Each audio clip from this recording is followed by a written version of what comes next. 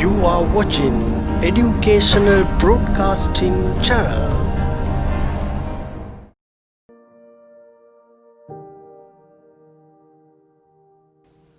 ආයිබෝ හදරින් දුරුතේ ඔබට මතකයි නේද අපි තාම සාකච්ඡා කරමින් ඉන්නේ ජීවයේ රසායනික පදනම. ඉතින් ඒ යටතේ අපි ගොඩක් කරුණු සාකච්ඡා කළා.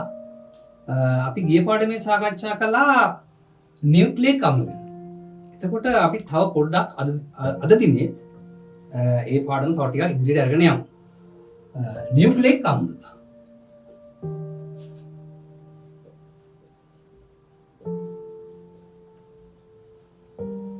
දැන් මේ නියුක්ලියික් අම්ල කියන්නේ මොනවද කියලා අපි එදා ටිකක් කතා කළා නේ. නියුක්ලියික් අම්ල වල තැනුම් මේකකේ අපි කිව්වා නියුක්ලියෝටයිඩ් කියලා. නියුක්ලියෝටයිඩ්. එතකොට දුව පිටේ මේ නියුක්ලියෝටයිඩ් කියලා කියන්නේ අපි ඉගෙන ගත්තා ඒකේ ස්වරූපය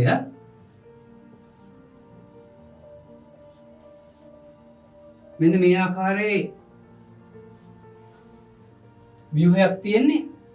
මේක ෆොස්ෆේට් කාණ්ඩයක් තියෙනවා, සීනි කාණ්ඩයක් තියෙනවා, නයිට්‍රජනීය බස්මයක් තියෙනවා. ෆොස්ෆේට් කාණ්ඩයේ ෆොස්ෆරස් කියන මූලද්‍රව්‍ය සම්බන්ධ වෙනවා. සීනි කියන්නේ කාබෝහයිඩ්‍රේට්. කාබෝහයිඩ්‍රේට් වලින් කාබන්, හයිඩ්‍රජන් සහ ඔක්සිජන් කියන මූලද්‍රව්‍ය ටික ලැබෙනවා. නයිට්‍රජනීය බස්මෙන් නයිට්‍රජන් ලැබෙනවා. එවිට නියුක්ලියික් අම්ලවල තැනුම් මේකක නියුක්ලියෝටයිඩ් ඒ වගේම නියුක්ලියෝටයිඩ් එක තැනිලා තියෙන්නේ ෆොස්ෆරස්, කාබන්, හයිඩ්‍රජන්, ඔක්සිජන් සහ නයිට්‍රජන් කියන මූලද්‍රව්‍ය වලින් කියලා අපි එදා සාකච්ඡා කළා. ඔබට මතකයි. එතකොට ඒ වගේම අපි කතා කළා මෙන්න මේ නියුක්ලියෝටයිඩ් ප්‍රධාන වර්ග දෙකක් තියෙනවා කියලා. මතකද ඔබට? බලමු අපි. නියුක්ලියෝටයිඩ් වර්ග දෙකයි. එකක් තමයි ඩිऑක්සි රයිබෝ නියුක්ලියෝටයිඩ්.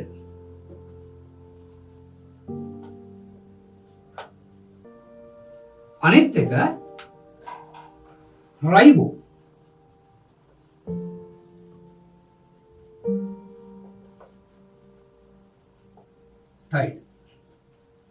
නියුක්ලියෝටයිඩ්. දැන් මේ ඩිऑක්සිරයිබෝ නියුක්ලියෝටයිඩ් හැදිලා තියෙන දැන් මේකට මෙහෙම නම ලැබිලා තියෙන්නේ මෙන්න මේ සීනි කාණ්ඩය. ඒ කියන්නේ ඩිऑක්සිරයිබෝස් කියන සීනි කාණ්ඩය සම්බන්ධ නියුක්ලියෝටයිඩ් වලට තමයි අපි ඩිऑක්සිරයිබෝ නියුක්ලියෝටයිඩ් කියලා කියන්නේ. ඒ වගේම මේ සීනි කාණ්ඩය රයිබෝස් සීනි නම් සීනි කාණ්ඩයේ රයිබෝස් සීනි නම් එම නියුක්ලියෝටයිඩ් රයිබෝ නියුක්ලියෝටයිඩ් කියලා හඳුන්වනවා. එතකොට ඔබට පැහැදිලිනේ.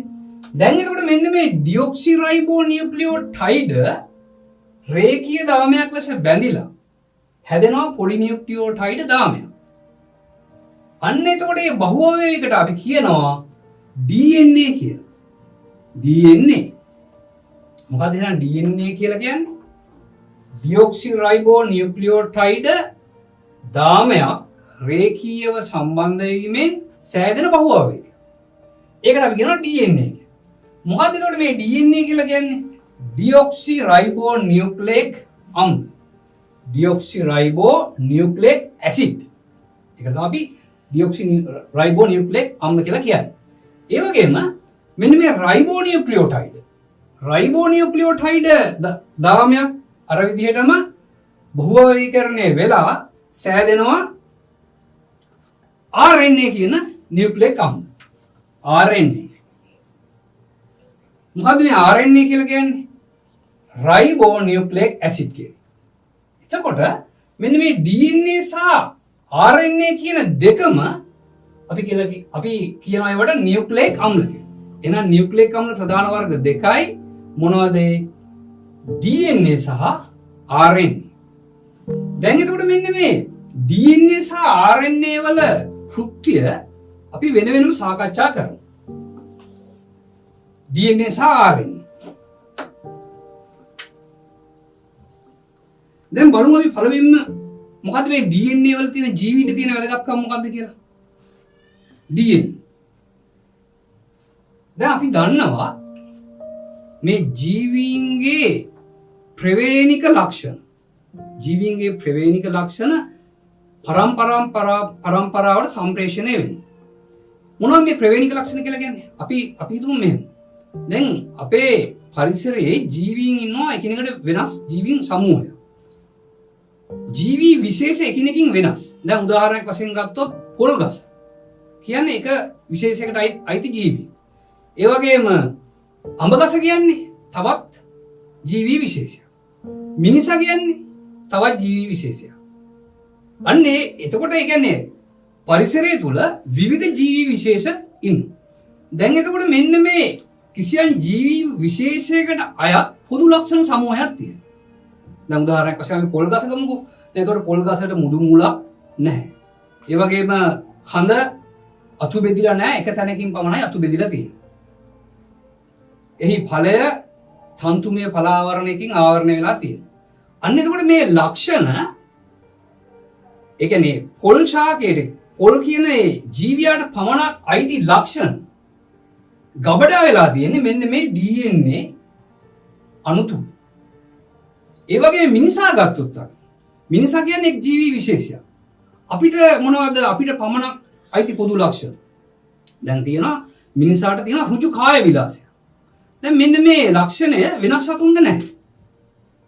ඒ වගේම තියෙනවා මිනිසාට තියුණු බුද්ධිය. දැන් මේ මිනිසාගේ මේ බුද්ධිය වෙන කිසිම සතෙකුට ලැබිලා නැහැ. ඒ වගේම පුතේ අපේ මේ දෙයත්වල මෙන්න මේ මාපට ඇඟිල්ලේ තියෙන විශේෂ හසුරු කුසලතාවය. ඒ කියන්නේ අපිට පුළුවන් කිසියම් දෙයක් ඉතා හොඳින් අල්ලගන්න. අන්න මේ වගේ විශේෂ ලක්ෂණ මිනිස් විශේෂයට අයිති. එතකොට අන්නේ ලක්ෂණ අපේ සෛල තුල ගබඩා වෙලා තියෙන මෙන්න මේ DNA කියන අණු තුල. එහෙනම් අපිට පැහැදිලි මොකද්ද? DNA වල ජීවීන් තියෙන එක වැදගත්කමක් තමයි ජීවීන් සතු ප්‍රවේණික ලක්ෂණ ගබඩා කර තබා ගන්නේ DNA අණු තුල. ප්‍රවේණික ලක්ෂණ ගබඩා කිරීම.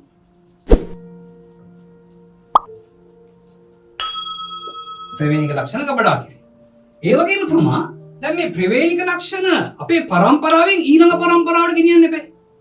ඒ කියන්නේ පරම්පරාවෙන් පරම්පරාවට මේ ප්‍රවේණික ලක්ෂණ සම්ප්‍රේෂණය වෙනවා. අන්න එහෙම ප්‍රවේණික ලක්ෂණ පරම්පරාවෙන් පරම්පරාවට සම්ප්‍රේෂණය කරන්නේ මෙන්න මේ DNA.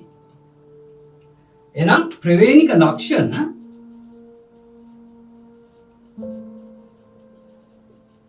සම්ප්‍රේෂණය.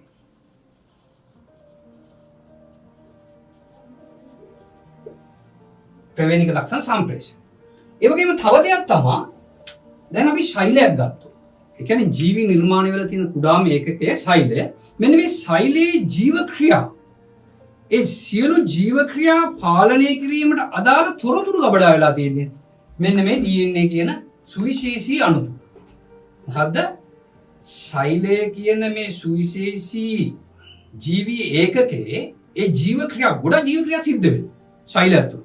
ඒ ජීව ක්‍රියා පාලනය කිරීම සඳහා අවශ්‍ය තොරතුරු ගබඩා වෙලා තියෙන්නේ මෙන්න මේ DNA අණු. ශෛලවල ජීව ක්‍රියා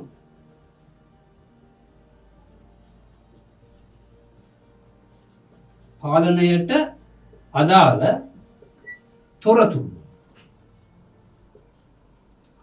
තොරතුරු ගබඩා වෙලා තියෙනවා DNA අණු තුල. ඒ වගේම දුවේ පුතේ තවත් ඉතාමත්ම වැදගත් දෙයක් තමයි මෙන්න මේ DNA අණු තුල සිදුවන එක්තරා සුවිශේෂී දෙයක්. ඒක තමයි DNA අණු විකෘති වීම. ඒ කියන්නේ මේ DNA අණු තුල සමහර අවස්ථාවලදී විකෘති ඇති වෙනවා. ඒක සමහර විට ස්වභාවිකව සිද්ධ වෙන්නත් පුළුවන්. කෘත්‍රිමව සිද්ධ වෙන්නත් පුළුවන්. දැන් උදාහරණයක් වශයෙන් මේ DNA අණු විකෘති වෙන එක් අවස්ථාවක් තමයි විවිධ විකිරණ වලට භාජනය වීම. විකිරණ වලට භාජනය වීම. ඒ වගේම ඇතැම් විෂ රසායනික ද්‍රව්‍ය අපගේ ශරීරයට ඇතුල් වීම. අන්න එහෙම වුණොත් එහෙම මේ DNA වල ඇති වෙනවා විකෘති. අන්න ඒ වගේ අවස්ථා වලදී අපිට ඇති වෙන්නේ අයහපත් ප්‍රතිඵල. දැන් ඔබ දන්නවා ජපානයේ හිරෝෂිමා සහ නාගසාකි කියන ඒ නගරවලට ඇමරිකාව විසින් පරමාණු බෝම්බ හෙළුවා. එතනදී ඇති වුණේ විකිරණ කාන්දු වීම හේතුවෙන් එම ප්‍රදේශවල මිනිසුන්ගේ සිදුවුණු මේ DNA වල විකෘති නිසා අදටත් විවිධ රෝගාබාධ වලින් පෙළෙන ඒ වගේම අංග විකලතාවයන්ට පත් වූ දරුවෝ අදටත් උපදිනවා. එතකොට එතනදී සිද්ධ වෙලා තියෙන්නේ DNA විකෘති වීම නිසා ඇති වුණු අහිතකර තත්ත්වය. හැබැයි හිතකර තත්ත්වයක් තියෙනවා. ඒ කියන්නේ ස්වභාවිකව මේ DNA වල සිදුවන ජාන විකෘති වීම නිසා ඒක අපේ ජීවීන්ගේ පරිණාමයට විශාල වශයෙන් බලපානවා. ඒ කියන්නේ දැන් ඔබට මතකද දැන් මිනිසා පැවතගෙන ඉන්නේ අපි කියනවා වානරයෙක් කියලා. කියන්නේ වානරයා ක්‍රමක්‍රමිකව වෙනස් වීමෙන් අද අපි අපේ මේ ස්වරූපය අපිට ලැබිලා තියෙනවා. අන්න එතකොට එතනදී අපි එහෙනම් පරිණාමණයට ලක් වෙලා තියෙනවා. ඒ කියන්නේ පුතේ දැන් මේ පරිසරය ගත්තොත් එදා තිබ්බ පරිසර නෙමෙයි අද තියෙන්නේ. මීට අවුරුදු 100කට 200කට එහා තිබ්බ පරිසර නෙමෙයි අද තියෙන්නේ. ගොඩක් වෙනස් වෙලා තියෙනවා.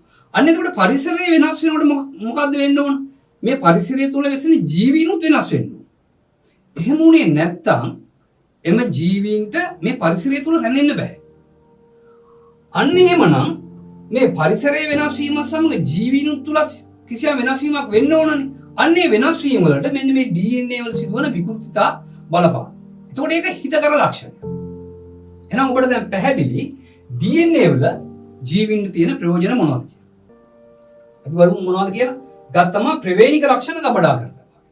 ප්‍රවේණික ලක්ෂණ. ඒ කියන්නේ පරම්පරාවෙන් පරම්පරාවට සම්ප්‍රේෂණය වෙන ලක්ෂණ. ඒ වගේම ප්‍රවේණික ලක්ෂණ සම්ප්‍රේෂණය කිරීම. මෙන්න මේ ගබඩා වෙලා තියෙන කිසියම් ජීව විශේෂයකට අයිති එම ලක්ෂණ ඊළඟ පරම්පරාවට සම්ප්‍රේෂණය කරන්නේ DNA මගින්. ඒ වගේම ජීවි ශෛලයක එම ශෛලයේ ක්‍රියාකාරීත්වයට අදාළ තොරතුරු ගබඩා වෙලා තියෙන්නේ DNA තුල. ඒ වගේම DNA තුල සිදුවන විකෘති වීම මගින් අපේ පරිණාමයට ඒක ඉතාමත් වැදගත් සාධකයක් වෙනවා. එහෙනම් දුවේ පුතේ අපි බලමු එහෙනම් මේ RNA. RNA වල වැදගත්කම මොකද කියලා. එතකොට RNA ගත්තොත් අපි RNA වැදගත් වෙනවා අපිට අපේ ශෛල තුල ප්‍රෝටීන් සංශ්ලේෂණය නිසා. දැන් අපි ගන්න ආහාර වලිනුත් අපිට ප්‍රෝටීන් ලැබෙනවා. ඒ වගේම දුවේ පුතේ අපේ ශරීරය තුල මේ දේහ ශෛල තුල ප්‍රෝටීන් සංශ්ලේෂණය වෙනවා. අන්න එහෙනම් මේ ප්‍රෝටීන් සංශ්ලේෂණයට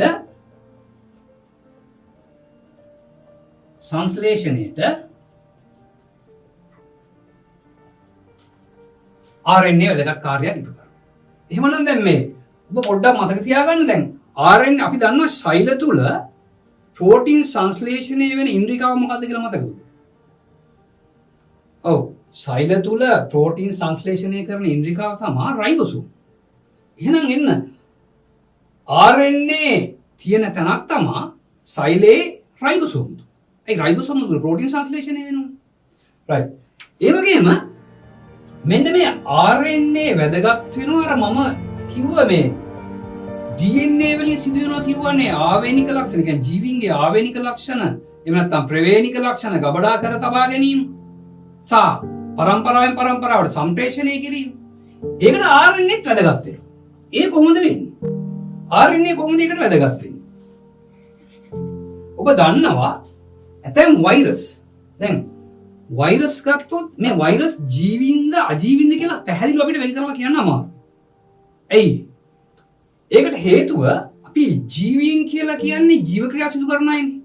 ඒතකොට මේ වෛරස් එකක් ගත්තොත් මේ වෛරස් වල ඔය කියන ජීව ක්‍රියා සිදු වෙන්නේ නැහැ. එකම එක ජීව ක්‍රියාව සිදු වෙන එක ඔබ දන්නවා මොකද්ද? ප්‍රජනනය. හැබැයි මේ ප්‍රජනනය කියන ජීව ක්‍රියාව සිදු වෙන්නේ තවත් ජීවියෙක් තුළට ඇතුළු වුණොත් පමණයි. ඒ කියන්නේ වෛරස් එක තවත් ජීවී සිරුරක් තුළට ඇතුළු වුණොත් තමයි ප්‍රජනනය සිදු කරන්නේ. එහෙමනම් මෙතන විශේෂ ලක්ෂණය තමයි මෙන්න මේ වෛරස් වල. ඒ කියන්නේ වෛරස් වල මෙන්න මේ තියෙන නියුක්ලියික් අම්ල වලින් එක්ක DNA අඩංගු වෙනවා එක්ක RNA අඩංගු. මොකක්ද මේ කියන්නේ? ඇතැම් වෛරස් වල DNA පමණක් අඩංගු වෙනවා. ඇතැම් වෛරස් වල RNA පමණක් ඇතුළත් වෙනවා. දැන් අපේ කියන්නේ අනිකුත් ජීවීන්ගේ එයාලගේ සෛලයක් ගත්තොත් ඒ සෛලේ DNA සහ RNA කියන දෙකම අඩංගු. නමුත් වෛරස් වල ඒක අනිත් පැත්ත. ඇතැම් වෛරස් ඉන්නවා DNA තියෙන, ඇතැම් වෛරස් ඉන්නවා RNA තියෙන. දැන් හොඳයි. අපි ගමු කියනවා මේ RNA කියන නියුක්ලික් අම්ලයේ පමණක් අඩංගු වෛරස් එකක්. අන්න එහෙමනම් එම වෛරසේ අර ප්‍රවේනික ලක්ෂණ ගබඩා වෙලා තියෙන RNA තු. අපිට පැහැදිලිනේ. දැන් යාගේ DNA නැහැනේ. එහෙමනම් එයාගේ ප්‍රවේනික ලක්ෂණ ගබඩා වෙලා තියෙන්නේ මෙන්න මේ RNA තුල. එහෙමනම් එතනදී පැහැදිලි ඔබට මොකද්ද? ඇතම් විට RNA ජීවීන්ගේ ප්‍රවේනික ලක්ෂණ සම්ප්‍රේෂණය කිරීම සඳහා දායක වෙනවා. ඇත්තටම මේ වෛරස් එක කියන්නේ ජීවියෙක් නෙමෙයි. හොඳයි. එහෙමනම් ඇතම් වෛරස් වල ඇතම් වෛරස් ප්‍රවේනික ලක්ෂණ සම්ප්‍රේෂණය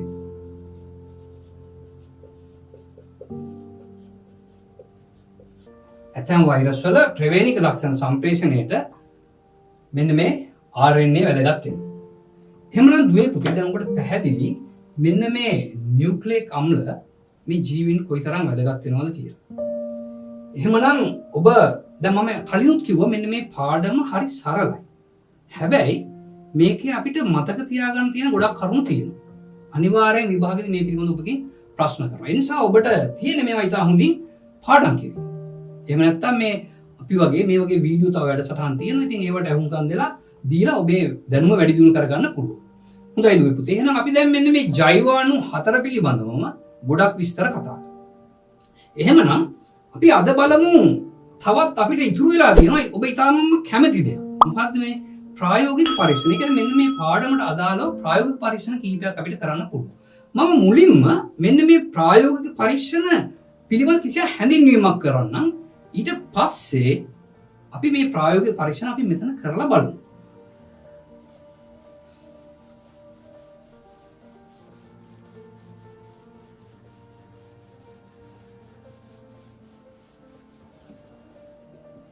දැන් අපි බලමු කොහොමද අපි කිසියම් ජෛව අණුවක එහෙම නැත්නම් කිසියම් ආහාරයක පිෂ්ඨය හඳුනා ගන්න. දැන් මේක ඔබට ඔබගේ සිලබස් එකේ තියෙන එක ප්‍රායෝගික පරීක්ෂණයක්. මොකද්ද පිෂ්ඨ පරීක්ෂාව.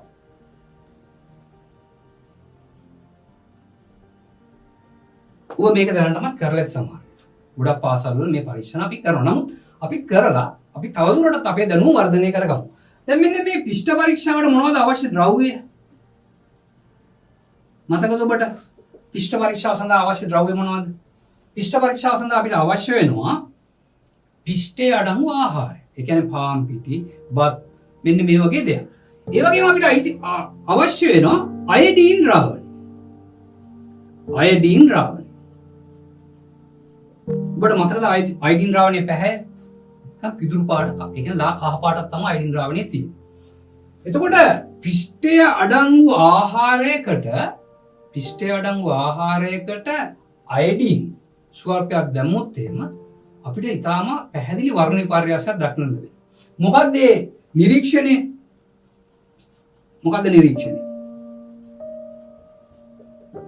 පිෂ්ඨයේ තියෙනවා නම් නිල් පැහැයක් හෝ තද එහෙම නැත්නම් තද නිල් පැහැයක් හෝ කළු වර්ණයක් ලැබෙනවා.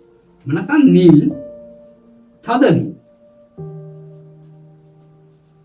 නිල් පැහැයක් ඇති වෙනවා. එතකොට අපිට තීරණය කරන්න පුළුවන් එම ද්‍රව්‍යයේ පිෂ්ඨයේ තියෙනවද කියලා. ඔබ මේක 11 පන්ති දරුවෙක් නම් සමහර විට ප්‍රභා සංශ්ලේෂණ පරීක්ෂාවේදී අපි පිෂ්ඨ පරීක්ෂාව සිදු කරනවා.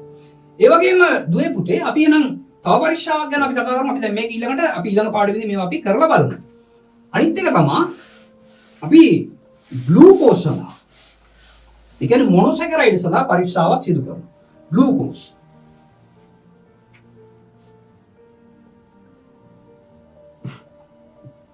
කොහොමද අපි ග්ලූකෝස් හඳුනගන්නේ? මොනවද අවශ්‍ය ද්‍රව්‍ය? අවශ්‍ය ද්‍රව්‍ය. දැන් කිසියම් ජෛව අණුවක එහෙම නැත්නම් කිසියම් ආහාරයක ග්ලූකෝස් තියෙනවද කියලා බලන්න අපිට අවශ්‍ය ද්‍රව්‍ය මොනවද? එකක් තමයි බෙනඩික්. බෙනඩික් ද්‍රාවණය. මොකක්ද මේකේ පැහැ? නිල් පැහැ නේ. බෙනඩික් ද්‍රාවණයේ පැහැ නිල්. ඒ වගේම අපිට අවශ්‍ය වෙනවා ග්ලූකෝස්. ග්ලූකෝස් අපිට අවශ්‍ය වෙනවා. ඒ වගේම තවත් අවශ්‍ය වෙන මොනවද? බන්සන් දාහකයක් නේද? එහෙම නැත්නම් වෙනත් කිසියම් වූ දාහකයක් අපිට ලබා ගන්න පුළුවන් මේ සඳහා ස්පීතු ලාම්පුව තියෙනවා. මෙන්න මේ වගේ දෙයක් අපිට අවශ්‍යයි. පරීක්ෂණ නල අවශ්‍යයි. පරීක්ෂණ නල අල්ලුවක් අවශ්‍යයි. එතනදී මොකද්ද අපි සිදුවන වර්ණ විපර්යාසය? දැන් බෙනඩික් ද්‍රාවණයට ග්ලූකෝස් මිශ්‍ර කරලා මේක අපි රත් කරනකොට අපිට පැහැදිලි වර්ණ විපර්යාස කීපයක් දක්නට ලැබෙනවා. මුල්ම වර්ණය තමයි නිල් පැහැ. ඒ කියන්නේ බෙනඩික් ද්‍රාවණයක් නිල් පාටයිනේ. ඉතින් මේක ග්ලූකෝස් වල දැම්මා කියලා ඒක වර්ණ විපර්යාසයක් වෙන්නේ ඒක නිල් පාටයි. හැබැයි මේක රත් කරනකොට නිල් පැහැ ක්‍රමයෙන් හැරෙනවා කොළ පැහැයට. කොළ පැහැ. ඊට පස්සේ කොළ කහ. ඊට පස්සේ තැඹිලි. තැඹිලි. ඊට පස්සේ ගඩොල් රතු පැහැදී අවක්ෂේපය. අවසානයේ ගඩොල් රතු අවක්ෂේපය. දැන් එහෙනම් අපිට ගඩොල් රතු පැහැ අවක්ෂේපයක් ලැබුණා කියන්නේ අනිවාර්යයෙන් මේක මොනවද කියන්නේ ග්ලූකෝස්. දැන් මෙතනදී අපි ඔබගේ සමහර විට වැඩිහිටියන්ගේ රුධිරේ එහෙම නැත්නම් මූත්‍රාවල සීනි වැඩි වෙනවා. අන්න ඒ වගේ අවස්ථාවල ඒ කියන්නේ ග්ලූකෝස් තමයි එතනදී වැඩි වෙන්නේ නැත්නම්. එන්නේ මේ වගේ අවස්ථාවල අපි මෙන්න මේ පරීක්ෂණ සිදු කරනවා. එවිට ගඩොල් රතු පැහැදී අවක්ෂේපයක් ලැබුණොත් අපේ රුධිරයේ මේ ග්ලූකෝස් වැඩිපුර අඩංගු වෙනවා. එතකොට ඒකට අපි කියනවා දියවැඩියාව කියලා. හරි. එහෙනම් ඔබට පැහැදිලිද කොහොමද අපි ග්ලූකෝස් හඳුනාගන්නේ කියලා? බෙනඩික් ද්‍රාවණය සමග ග්ලූකෝස් රත් කළොත් මේ වගේ වර්ණ විපර්යාසයක් සිද්ධ වෙලා අවසානයේ ගඩොල් රතු පැහැදී අවක්ෂේපයක් ලැබෙනවා නම් එම නියැදියේ අනිවාර්යෙන් ග්ලූකෝස් අඩංගු වෙනවා. හොඳයි. ඊළඟ තව එකක් අපි බලමු. ඉතා වැදගත් පරීක්ෂාවක් ප්‍රෝටීන් සඳහා. කොහොමද අපි ජෛව අණුවක එහෙම නැත්නම් ආහාරයක ප්‍රෝටීන් තියෙනවද කියලා බලන්න. ප්‍රෝටීන්. මේ සඳහා මොනවද අවශ්‍ය ද්‍රව්‍ය? අවශ්‍ය ද්‍රව්‍ය. දැන් මේව ඔබ හොඳට මතක තබා ගන්න. අනිවාර්යයෙන් මේවා ප්‍රශ්න කරන්න. මොනවද අවශ්‍ය ද්‍රව්‍ය? ප්‍රෝටීන්ස් පරීක්ෂා කිරීමට අපිට අවශ්‍ය වෙනවා සෝඩියම් හයිඩ්‍රොක්සයිඩ් කියලා රසායනික ද්‍රව්‍ය. ඒ වගේම තවත් ද්‍රව්‍යයක් අවශ්‍ය වෙනවා copper sulphate. Copper sulphate. Sodium hydroxide සහ කොපර් සල්ෆේට්. කොහොමද අපි මේක කරන්නේ? අපි කිසියම් ආහාර නිස්සාරකයක් රැගෙන ඒක ජලයේ දිය කරලා හොඳින් මේ වගේ පරීක්ෂණ නලයකට දාලා මේකට දානවා වැඩිපුර සෝඩියම් හයිඩ්‍රොක්සයිඩ් ප්‍රමාණය. ටිකක් වැඩිපුර දානවා සෝඩියම් හයිඩ්‍රොක්සයිඩ් ප්‍රමාණය. Sodium hydroxide. දැන් සෝඩියම් හයිඩ්‍රොක්සයිඩ් මේකට දාලා කලවම් කරන්න. හොඳට මිශ්‍ර කරලා මේකේ කොපර් සල්ෆේට් ද්‍රාවණයෙන් බිඳු කීපයක් මේකට දාන්න. අන්නේ එවිට අපිට දැනෙනවා නම් කිසියම් වර්ණ විපර්යාසයක්. මොකද්ද මේ වර්ණ විපර්යාසය?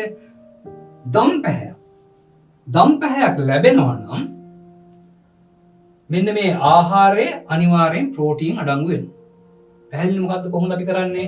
ප්‍රෝටීන් පරීක්ෂාවට අපි ගන්නවා බොහෝ දුරට ප්‍රෝටීන් අඩංගු ආහාර මේ සඳහා ගන්නවා නම් වඩා හොඳයි. කියන්නේ මාළු ඊළඟ පරිප්පු වගේ දේක් අඹරලා ඒක ජලයේ සමග කලවම් කරගෙන හොඳට පෙරාගෙන මේ වගේ පරීක්ෂණ නලයකට ඇතුල් කරනවා. ඊට පස්සේ ඒකට දානවා සෝඩියම් හයිඩ්‍රොක්සයිඩ් වැඩි ප්‍රමාණයක්. සෝඩියම් හයිඩ්‍රොක්සයිඩ් වැඩි ප්‍රමාණයක් දාලා මේක පොඩ්ඩක් කලවම් කරලා මේකට කොපර් සල්ෆේට් ද්‍රාවණයෙන් බිඳුවක් දෙකක් එකතු කරනවා. අන්න එතකොට අපිට පේනවා මෙන්න මේ ද්‍රව්‍ය ප්‍රෝටීන් තියෙනවා නම් ඒක දම් පැහැයක් නෙමෙයි. එතකොට අපිට තීරණය කරන්න පුළුවන් ඒකේ අනිවාර්ය ප්‍රෝටීන් තියෙනවා කියලා. එතකොට මේකට අපි කියන්නේ බයුරේට් පරීක්ෂාව කියලා. ඒ වගේම අපිට කිසියම් ජෛව අණුවක හෝ ආහාරයක ලිපිඩ හඳුනා ගැනීම සඳහා පරීක්ෂාවක් සිදු කරන්න පුළුවන්. මොනවද අවශ්‍ය ද්‍රව්‍ය? අවශ්‍ය ද්‍රව්‍ය. අපිට අවශ්‍ය වෙනවා පොල් තෙල්. එහෙම නැත්නම් තල තෙල් වගේ තෙල් සහිත ද්‍රව්‍යයක්. ඒ වගේම සුඩාන් ට්‍රී ප්‍රතිකාරකය. සුඩාන් ට්‍රී ප්‍රතිකාරකය. මේ කොහොමද අපි කරන්නේ? ඒත් මෙන්න මේ වගේ පරීක්ෂණ නලයකට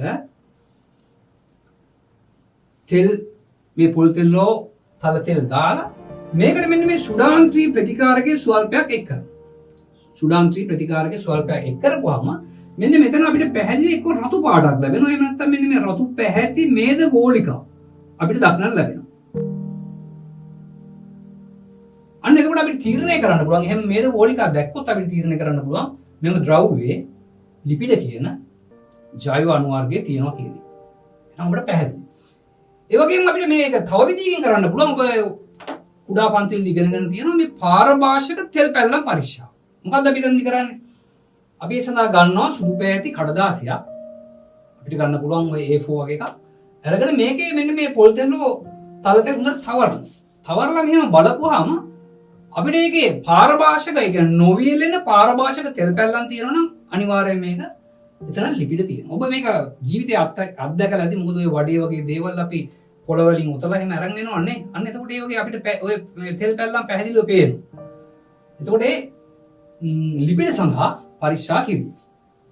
හොඳයි දුවේ පුතේ. එහෙමනම් අපි ඊළඟ පාඩමේදී බලමු මේ කියපු දේවල් අපි කරලාම බලමු.